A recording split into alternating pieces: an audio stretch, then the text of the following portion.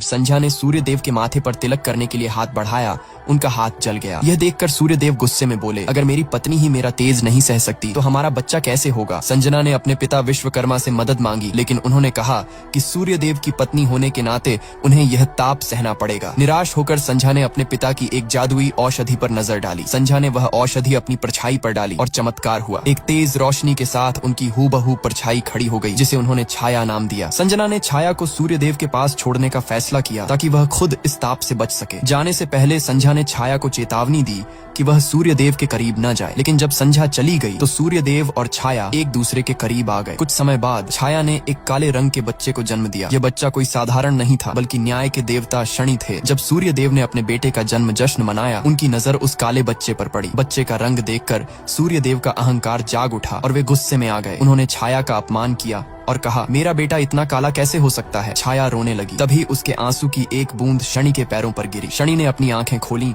और गुस्से में सूर्य देव को देखा। तभी ब्रह्मांड में हलचल मच गई। सूर्य देव के शरीर पर अंधकार छाने लगा और उनका तेज चला गया। वे दर्द से चीखने लगे। छाया ने यह देखकर समझ लिया कि यह शनि का असर है। उसने शनि की आंखों को ढक दिया और सूर्य देव फिर से अपने रूप में लौट आए। लेकिन अब सूर्य देव को यकीन हो गया कि यह बच्चा असुर है। सूर्य देव ने अपने अस्त्र उठाए और अपने बेटे को मारने लगे। छाया उनके पैरों में गिर गई और अपनी बेगुनाही साबित करने लगी। सूर्य देव ने बच्चे की जान तो बख्श दी, लेकिन एक खौफनाक श्राप दे दिया। उन्होंने कहा, अगर मेरी रोशनी की एक किरण भी इस पर पड़ी तो यह जलकर भस्म हो जाएगा। यह सुनकर छाया डर गई और अपने बच्चे को बचाने के लिए एक घोड़े पर बैठकर भाग गई। सूर्य देव ने अपनी रोशनी चारों ओर फैला दी। छाया ने शनि को सीने से लगाकर एक गहरी खाई में कूद गई। जब छाया की आंख खुली तो वह एक खूबसूरत घाटी में थी, लेकिन उसका दिल रो रहा था कि सूर्य देव का बेटा अंधकार में जीने को मजबूर है। छाया का एक और आंसू शनि के चेहरे पर गिरा और शनि ने फिर से आंखें खोली। अपनी माँ को तड़पता देखकर शनि की शक्तियाँ फिर से जाग गई। अचानक धरती घूमने लगी और ऐसा लगा मानो शनि ने अपने न्याय की शुरुआत। शनि सूर्य का बेटा होने के बावजूद बहुत काले रंग का था। इसी वजह से सूर्य ने उसे छोड़ दिया। वो अपनी माँ छाया के साथ एक घने जंगल में बड़ा हुआ। 10 साल बाद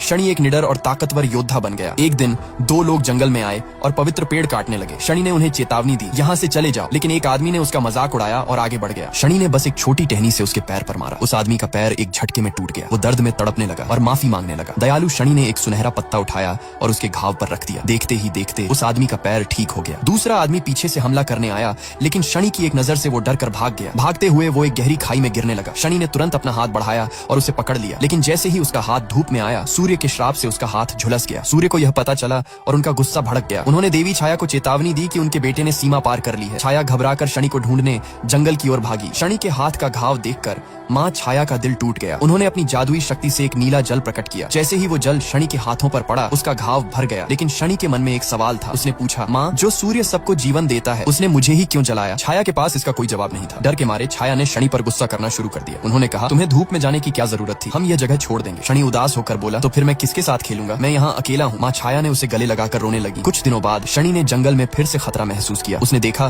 कि किसी बड़े राक्षस के पैरों के निशान है। एक भयानक राक्षस ने एक कौवे को पकड़ रखा था। अचानक वो कौवा एक छोटे बच्चे में बदल गया। बच्चा उल्टा लटक कर उस राक्षस का मजाक उड़ाने लगा। उसने कहा, तुझसे बहुत बदबू आ रही है। क्या राक्षसों को मंजन करने की मनाही है? गुस्से में आकर राक्षस ने बच्चे को जमीन पर पटका। बच्चे की चीख सुनकर शनि से रहा नहीं गया और वो अपनी माँ की कसम तोड़कर भयानक धूप। कहा जाता है कि इंसान को कभी अपनी परछाई से बात नहीं करनी चाहिए, वरना वो परछाई असली रूप लेकर जिंदा हो सकती है। यही गलती देवी संध्या ने की थी और उनकी परछाई छाया अब उनकी जगह ले चुकी है। छाया ने सूर्य देव को धमकी दी कि वो शनि का श्राप वापस लें और उसे महल में उसके असली हक के साथ रहने दें। लेकिन सूर्य देव का घमंड अभी भी कम नहीं हुआ था। वो शनि के काले रंग की वजह से उससे बहुत नफरत करते थे। जब शनि ने उनके पैर छूने की कोशिश की तो उन्होंने उसे रोक दिया। ये देखकर शनि को बहुत गुस्सा आ गया। शनि की आंखों से आग निकली और सीधा सूर्य देव के गले पर जा लगी। सूर्य देव का गला जल गया और वो डर के मारे कुछ नहीं बोल पाए। रात को जब सब खाना खा रहे थे तब यम ने शनि को ताना मारना शुरू कर दिया। यम ने कहा कि काले रंग वाले के साथ खाना खाने से बदकिस्मती आती है। सूर्य देव ने भी यम का साथ दिया और शनि का मजाक उठाया। उन्होंने कहा कि शनि यहाँ सिर्फ अपनी माँ की वजह से बैठा है। शनि ने भी कह दिया कि हाँ, मैं सिर्फ अपनी माँ के लिए यहाँ हूँ। बाप बेटे के बीच दुश्मनी बढ़ती जा रही थी